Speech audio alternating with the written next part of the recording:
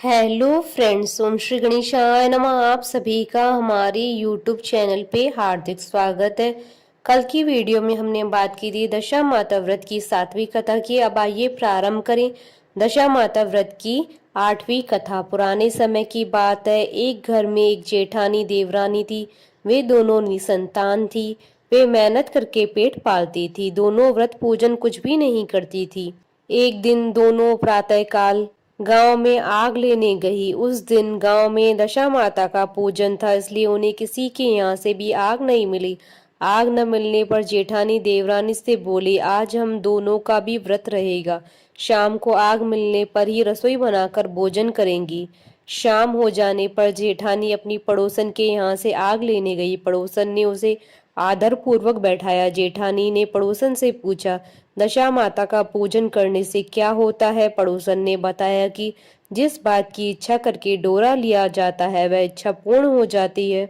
जेठानी यह सुनकर पड़ोसन से बोली, अगली बार जब डोरा लेना हो तो मुझे बताना, मैं भी डोरा लूंगी। जेठानी जैसे ही आग लेकर घर से बाहर आई तो उसे गाय चरकर आती दिखाई दी। ग्वाला पीछे आ रहा था। उसके कंधे पर एक बछड़ा था और गाय बछड़े को चाटते हुए चल रही थी। पड़ोसन ने ग्वाले से पूछा, तुम्हारी गाय के पहली बार प्रसव हुआ है क्या? ग्वाले ने बताया कि हाँ। पड़ोसन ने फिर पूछा, गाय ने बछड़ा दिया या बछिया? ग्वाला बोला, बछड़ा है। यह जानकर जेठानी से पड़ोसन ने कहा कि घर जाकर दशा माता का डोरा ले लो। 9 दिन तक व्रत रखकर कथा सुनना। 10वें दिन सिर सहित स्नान करके पूजन करना। दशा माता चाहेंगी तो 10 दिन के भीतर ही तुम्हारी मनोकामना पूर्ण हो जाएगी। जेठानी ने घर जाकर सारी बातें देवरानी को बताई। दोनों ने दशा माता से मनौती मांगी, यदि हम दोनों की संतान होगी तो हम सुहागनों को न्योता देंगे। दोनों ने दशा माता का डोरा लिया। दशा माता की कृपा से डोरे की पूजा से पहले ही दोनों देवरानी जेठानी गर्भवती हो गई। 9 महीने 9 दिन के बाद दोनों के यहाँ 2 लड़कों ने जन्म लिया। बालकों के नामकरण संस्कार के बाद देवरानी ने जेठानी से कहा, हमने जो सुहागनों को न्योतने की मनौती मांगी थी उसे अब पूरा करना चाहिए। जेठानी ने कहा, अभी ऐसा क्या जल्दी है? जब लड़कों का अन्नप्राशन संस्कार होगा तब सुहागनों को न्योता देंगे।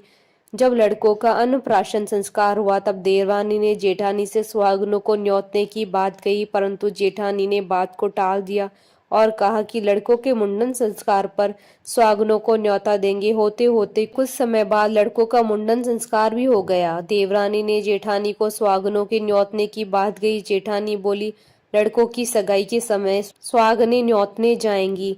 लड़के बड़े हो गए, उनकी सगाई भी हो गई, परंतु जेठानी ने अब की बार भी सुहागनें नहीं न्योती। जेठानी बोली, जिस दिन लड़कों के फेरे होंगे उस दिन सुहागनों को न्योता देंगे।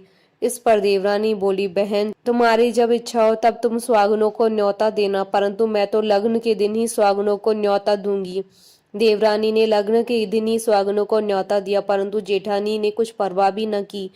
लग्न के बाद मात्र का पूजन करके दोनों दूल्हे बारात सजाकर बैंड बाजे सहित बिहाने चले गए। देवरानी के बेटे का विवाह बड़े धूमधाम से सुकुशल पूर्ण हुआ, परंतु जेठानी ने सुहागनों को न्योता नहीं दिया था, इसलिए दशा माता ठीक फेरों के समय से उसे उठाकर ले गई। दूल्हे के सहसा गायब हो जाने के कारण वर कन्या दोनों में हाहाकार मच गई।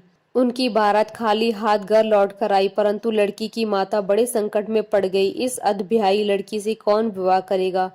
पड़ोस की चतुर सुहागनों ने लड़की की माता को समझाया कि ब्याह का जो सामान बचा है उस सामान को लड़की के हवाले कर दिया जाए। लड़की भिखारियों को सदाव्रत देने लगी।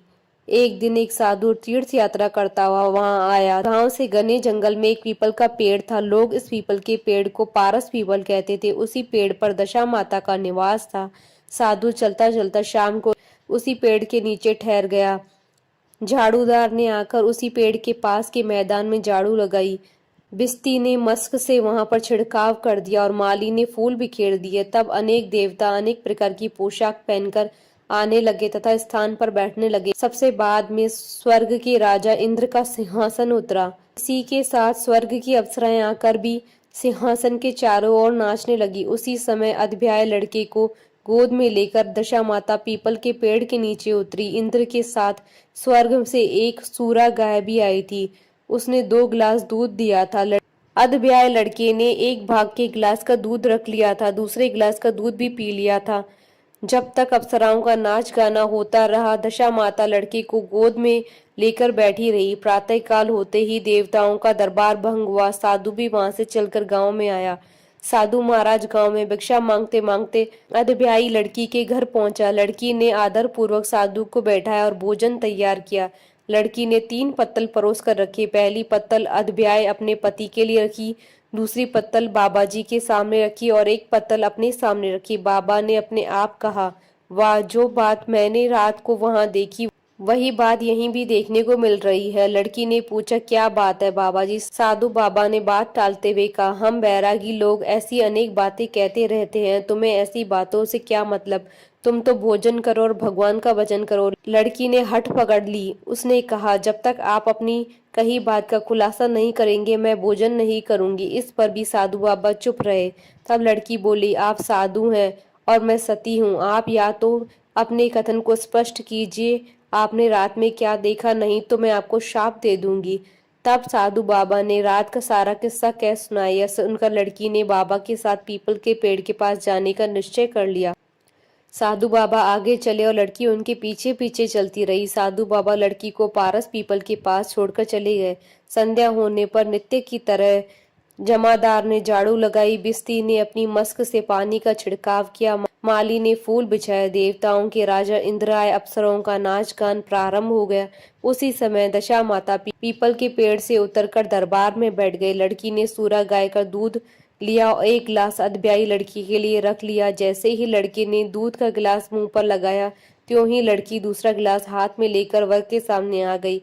वह बोली, अपना भाग लेने के लिए मैं उपस्थित हूँ। मेरे लिए क्या आज्ञा है? मैं सेवा करने के लिए तैयार हूँ। तब लड़का बोला, मैं इस तरह से तुम्हें नहीं मिल सकता। मैं दशा माता की सेवा में रहता हूँ। मुझे अभी दरबार में जाकर दशा माता की गोद में बैठना होगा।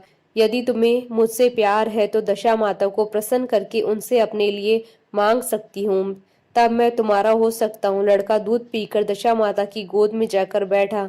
लड़की अप्सराओं के साथ नाच गाने लगी। जब सवेरा हुआ तो दशा माता ने इस नई लड़की को बुलाकर पूछा, तुम कौन हो? तुम्हारे नाचने से मैं बहुत प्रसन्न हुई हूँ। जो कुछ मांगना हो मांग लो। लड़की ने दशा माता से वचन ले लिया कि मैं जो कुछ भी मांगूंगी वह आप मुझे प्रदान करेंगी। तथास्तु कहने के बाद लड़की ने दशा माता से अपने पति को पकड़कर कहा, मुझे यही चाहिए। दशा माता ने कहा, तूने मांगा तो बहुत, परंतु मैं वचन दे चुकी हूँ, इसी कारण मैं तेरे पति को तुझे वापस देती हूँ। राजा इंद्र ने पूछा कि भगवती, यह सब क्या राज है? मैं इस राज को जानना चाहता हूँ। तब दशा माता ने बताया कि यह लड़का मेरे वरदान से ही प्राप्त हुआ है और इसकी माता ने मनौती मांगी थी कि लड़का पैदा होने पर सुहागनों को न्योता दूंगी, परंतु उसने अभी तक अपना वचन पूरा नहीं किया। इस कारण मैं इस लड़के को विवाह मंडप से उठा लाई थी। यह लड़की उसकी अध्यायी पत्नी है और पतिव्रता है। पतिव्रता होने के कारण यह देव समाज में पहुंचकर मुझसे अपना पति मांग रही है। दशा माता के ऐसे वचन सुनकर इंद्र सहित सब देवताओं ने वर वधू के ऊपर पुष्प की वर्षा की। तब तक साधु बाबा भी वहां पर आ गए। साधु बाबा दूल्हा और दुल्हन को साथ लेकर गांव की ओर चल पड़े। जब ये तीनों गांव के समीप पहुंचे तो गांव वालों ने दूल्हा दुल्हन को देखकर लड़की के पिता को सूचना दी कि तुम्हारी पुत्री अपने दूल्हे के साथ आ रही है। जिस दिन से लड़की चली गई थी उसके पिता ने लोकाहास के डर से बाहर निकलना बंद कर दिया था। गांव वालों की यह बात सुनकर उसने घर के किवाड़ बंद कर लिए। उसने समझा कि लड़की साधु बाबा के साथ आ रही होगी, इसलिए लोग मेरा उपहास कर रहे हैं। जब गांव के गणमान्य व्यक्तियों ने भी वही बात बताई तब उसने किवाड़ खोले और बाहर निकला। जब उसने सचमुच अपने द्वार पर लड़की और दामाद को खड़े देखा तो उसकी प्रसन्नता का ठिकाना न रहा। लड़की के पिता ने इस खुशी के मौके पर बहुत दान पुण्य किया और फिर से विवाह की तैयारियां की। लड़की ने अपनी माता से कहा कि इस तरह से विवाह नहीं होगा। पहले दूल्हे की माता सुहागनों को न्योता देकर बारात लेकर आए, तब भी विवाह के नेक पूरे किए जाएं। लड़की के पिता ने लड़के के घर खबर भेजी। लड़के की मां ने पहले सुहागनों को न्योता दिया, तब बारात चली। बड़ी धूमधाम से विवाह हुआ। वर वधू दोनों अपने घर पर आ गए। वधू की खुशी में लड़की की माता ने दोबारा सुहागनों को न्योता दिया। उसी समय से विवाह के दिन वर के घर सुहागनों को न्योतने की प्रथा चली आ रही है। दशा माता ने जिस तरह सती की दशा बदली वैसे वह सब पर कल्याण करे। बोलिए दशा माता की जय। आशा करती हूँ कि आपको दशा माता व्रत की 8वीं कथा का ये वीडियो पसंद आया होगा, तो आप इस वीडियो को अधिक से अधिक लाइक और शेयर कीजिएगा ताकि सभी भक्तों को इस वीडियो का लाभ प्राप्त हो सके। आप हमारे चैनल को सब्सक्राइब जरूर कीजिएगा अगर अब तक नहीं किया है तो, ताकि आप और हम कनेक्टेड रहें। साथ ही प्रेस करना ना भूलिएगा बेल आइकन को, जिससे नए वीडियो से रिलेटेड नोटिफिकेशन आपको तुरंत प्राप्त हो सके। ओम श्री गणेशाय नमः।